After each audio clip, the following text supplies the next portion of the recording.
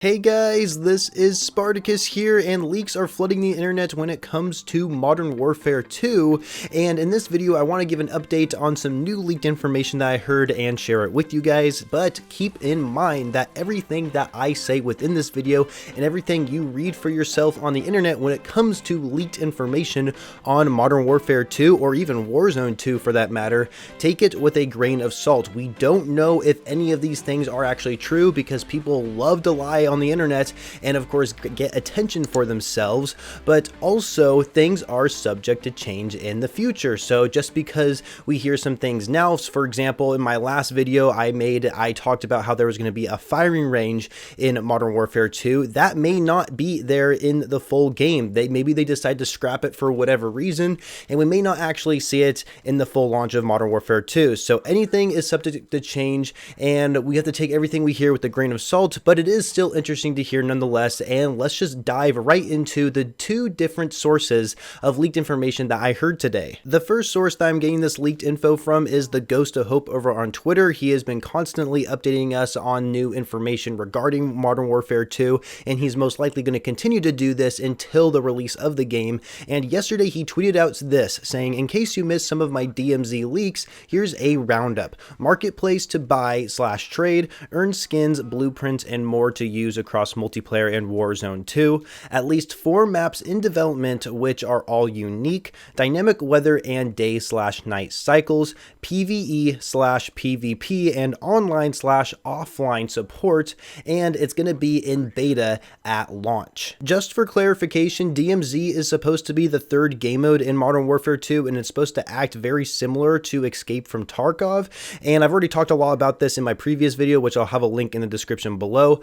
But starting with marketplace to buy/trade items, I don't know if they're talking about a marketplace that's like all in-game, you know, it's all in-game currency and that kind of things where you can buy and trade things, or if they're talking about actual currency and you spend real money to buy and trade things.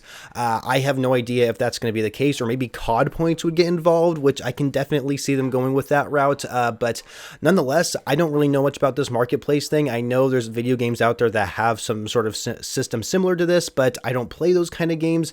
And so if you guys know anything about a marketplace to buy and trade things like in a video game that would be added to Call of Duty, then please leave your thoughts in the comments. I'd love to hear what you guys have to say.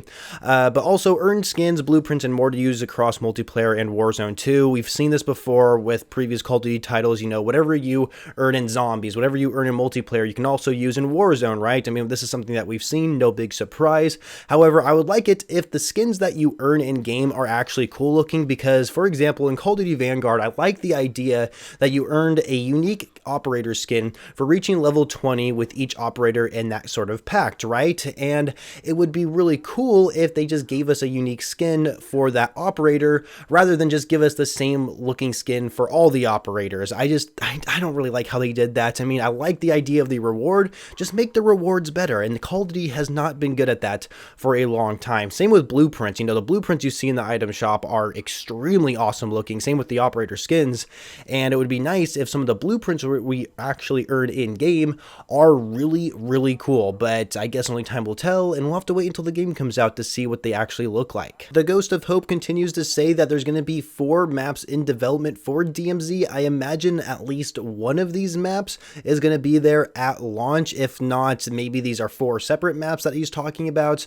but nonetheless, 4 maps for DMZ. I think that it will be pretty good, considering I imagine these maps are going to be quite large if it's going to be something similar to Escape from Tarkov. And I wonder if it's going to correlate with, you know, Warzone 2 in a way, with the map that we're going to be getting for that, because the thing about you know, Modern Warfare, the one that came out in 2019, Spec Ops missions actually took place on Verdansk, and Verdansk was of course, you know, the map we had within Warzone, and Spec Ops like literally had the exact same layout for the Warzone map. So I wonder if this DMZ map or maps that we're getting are actually just locations of the Warzone 2 map that we're going to be getting. So that'll be kind of interesting. And then of course he continues to say dynamic weather and day/night cycles, something I already discussed in my previous video, link in the description so you can go ahead and watch it and hear my opinions on it. But what's interesting is he mentions PvE/PvP. So this is kind of interesting because we don't really see too much player versus environment in Call of Duty unless maybe you're playing like zombies, for example, or of course course, the Spec Ops mode and I guess campaign for that matter. But, you know, I think it's also interesting how you can play online or offline when it comes to playing with PvE and PvP. So I have no idea how big of a difference it's going to be when it comes to going up against bots compared to going up against real players. Like, how difficult are these bots going to be? Can you change the difficulty? I am really curious. I mean, for me personally, I would probably go into DMZ my first time going up against bots just to get an idea what the mode is like, and then transition into going up against real players. Maybe it's a good way to actually warm up before you go up against players and stuff like that. I think it's pretty cool nonetheless that there's going to be some sort of player versus environment elements to it, so not just players. And so we'll have to wait until we hear more information on it. But also, it's going to be in beta at launch, which is a little concerning to me because it kind of makes it sound like they just started developing on this mode late into the game's life cycle, hence why it will be in beta during the launch of Modern Warfare 2, but I guess time will tell. Maybe it won't have too many problems and they're just calling it a beta just to call it a beta for whatever reason. So I guess we'll have to wait until we hear more information on why it's going to be in beta, but nonetheless, I'm really excited to see what the player versus environment elements are going to be when it comes to this mode. But until we get more information, we can only speculate right now, but it is interesting to hear nonetheless. This next set of leaked information comes from an anonymous source that was told to NerosCinema, who is somebody I have been a long-term subscriber to, and Nero already made a video discussing this. I'll have a link in the description for that as well, and I'm basically just going to be repeating everything he said within that video, but he did make his source anonymous, so we don't really know exactly who he got this information from, but it's understandable because that person could potentially get in trouble if that name gets out there. And so either way, in Nero's video, he mentioned some Warzone 2 leaked information, something we haven't heard too much about. We've been hearing a lot about DMZ and literally nothing about multiplayer, which is kind of sad to think about. But we also have some information pertaining to Warzone 2, which is kind of interesting to hear. So he first starts off by saying that you can enter these strongholds to get your loadout. And I guess this is the only way you can get your loadout from my understanding. And so these strongholds have like different tasks you have to complete. And once you complete them, then you can of course earn your loadout. So I'm not sure exactly how that's going to work in game. Are you going to have to go up against a lot of real players in order to earn your loadout? Or is it going to be like a sort of PvE environment where you go up against bots?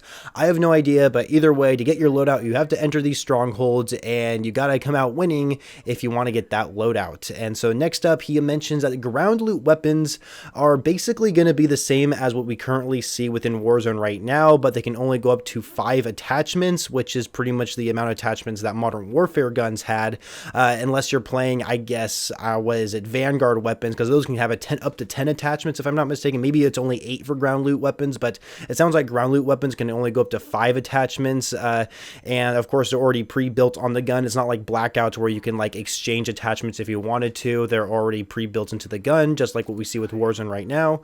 Also, Pro Perks will be making its way to Warzone, but does that also mean it's going to be in multiplayer as well? I'm not entirely sure how Pro Perks will work in Warzone, but I imagine they'll also be in multiplayer if we're going to be seeing them in Warzone 2 as well. Then it says you can only get armor plates by finding satchels, and so when you first spawn into the match, you know, you always have 2 plates by default. Well, I guess you're not going to have any armor plates by default when you first land into a match, and the only way to find armor plates is by finding satchels, which I think is going to be quite interesting. And then another thing is that there's going to be a bag that you can grab, and this bag lets you hold more stuff in your inventory. And from what Nero made it sound like, this bag that you can grab in Warzone 2, you can actually hold up to like whatever many items you want. You know, you can hold it to like maybe different types of lethals and tacticals, or maybe you can hold 3 weapons, which I would imagine the weapons would take up the majority of your bag slot.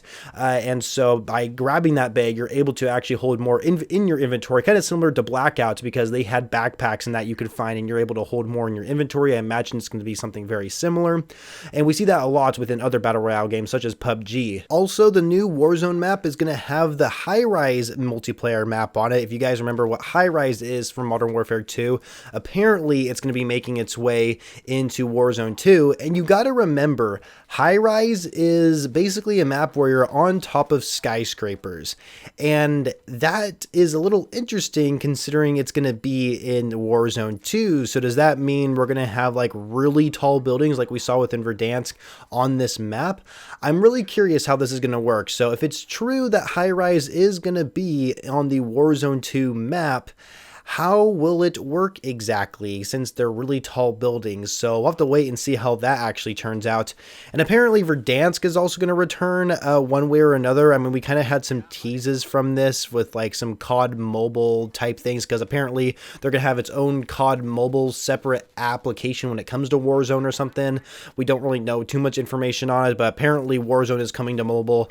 And so also there's not supposed to be any slide canceling at all based on what Nero was told. The person playtesting it said there was no slide canceling in Warzone 2, so if you're somebody who likes doing that, well, then I guess that's probably not a good thing for you guys to hear. But as like I said in my previous video, people are always going to find new ways to, you know, take advantage of the movement so they can win gunfights. And so I think by disabling slide canceling in Warzone 2, I'm sure people are going to find a ways, workarounds it, and they're going to be able to, you know, utilize the current movement in the game to their advantage no matter what. And the last thing I have written down here is it shows how much damage you deal when shooting at targets in the firing range. This is something I kind of discussed in my previous video when it came to the firing range. And so the firing range that we see within Warzone 2, and I guess just in Modern Warfare 2 in general, that when you're actually shooting at those targets, it'll actually show you how much damage each bullet is actually representing, which I think is really cool, making it a lot easier to understand how that weapon is going to perform before you even use it in an actual match. So I think that is really cool. And that's going to wrap up today's video. I really hope you guys enjoyed it. Like I said at the beginning, take everything I said with a grain of salt. There is some quite interesting things that I mentioned in this video, especially when it came to the Warzone 2 content, and I'm really looking forward to hear some multiplayer leaks because we don't really have any whatsoever, and it makes me a little concerned that they're not going to be really focusing on multiplayer this year for Call of Duty, but I guess they haven't really been doing that in the past few Call of Duty games anyway. But nonetheless, thank you all so much for watching. Make sure you leave a like on the video if you enjoyed it and found it useful. Subscribe to the channel for more up-to-date news and leaked information pertaining to Modern Warfare 2, and I shall catch you guys later.